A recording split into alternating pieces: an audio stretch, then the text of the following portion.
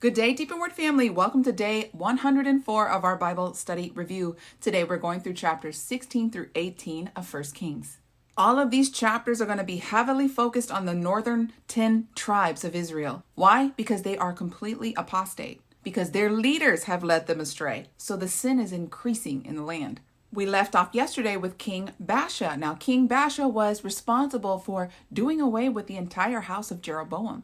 But Baasha is more evil than that of Jeroboam. So the word of Yahuwah comes through the prophet Jehu, and he tells him, because you have led my people astray and you have committed more sins, he goes, I will make your house like that of Jeroboam. Now we see that his son is reigning in his place, but his son only reigns for 2 years. Why? Because he's just like his daddy. So now Baasha's son, Elah, he's reigning in his place, but his commander of his chariots goes to kill him while he's drunk at a party. So now Zimri, his commander, is king. But then the troops heard how Zimri conspired against Elah.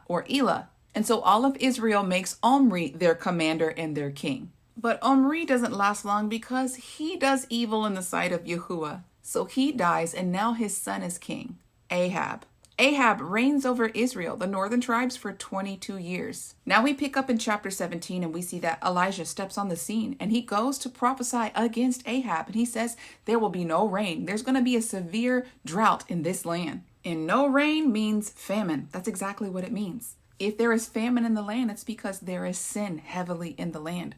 It is a result of sin. It is a result of bloodshed. It is a result of violating the covenant. Elijah is led by the voice of Yah. So then he goes and he dwells in the wilderness. And Yahuwah commands the ravens to feed Elijah. And then Elijah drinks from the brook. But then eventually this drought starts to affect him too. So Yahuwah tells him where to go. Through these chapters, we need to see that although judgment is falling upon the land, we see that Yahuwah takes care of those who take care of his business. He's led by his voice, by his spirit. So Elijah is told to go to Zarephath, where this widow is. And he asks this widow for a drink, and she gives him a drink. And then he asks her for food. And she says, look, I don't have any bread. She goes, I have what I need to make bread, but I don't have bread on hand. And she says, I only have a little bit. I was going to feed my son and we were just going to lay down and die. And he tells her, oh no, your oil, what you need to make bread, it will not go empty. Obey these words. Bring me something to eat, and you will not lack bread. And this happened.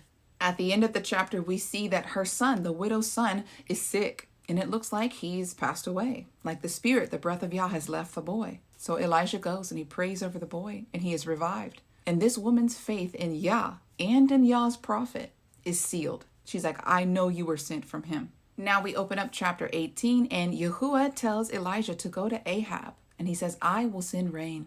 Then it pauses and it goes towards Obadiah. It tells you Obadiah is the servant of Ahab. But Obadiah fears and loves Yah. He's the one who hides away 100 prophets away from Jezebel, the wife of Ahab. She is on this killing spree. She wants to get rid of every voice that represents Yahuwah Elohim.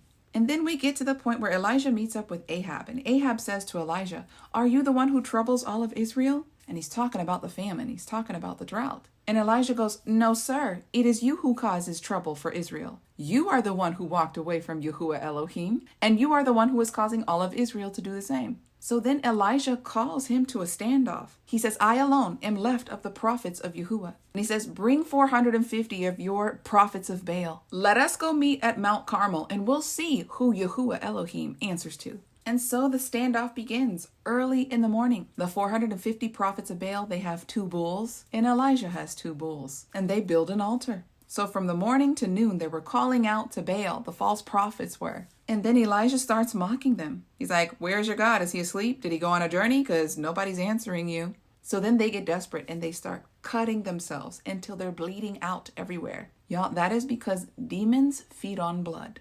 These are prophets of Baal. And that's what they're doing to try to summon those demons.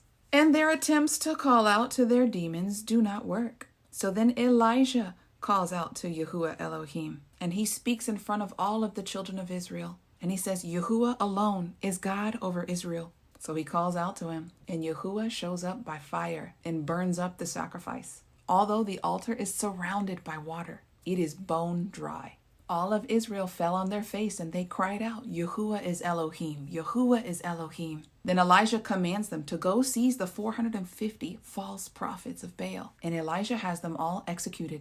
Then Elijah tells Ahab to go and eat and drink because he hears the sound of rainfall coming.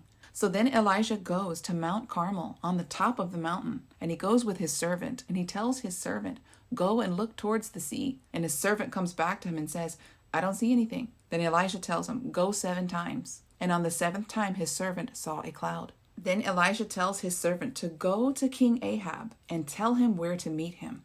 And that's how the chapter ends.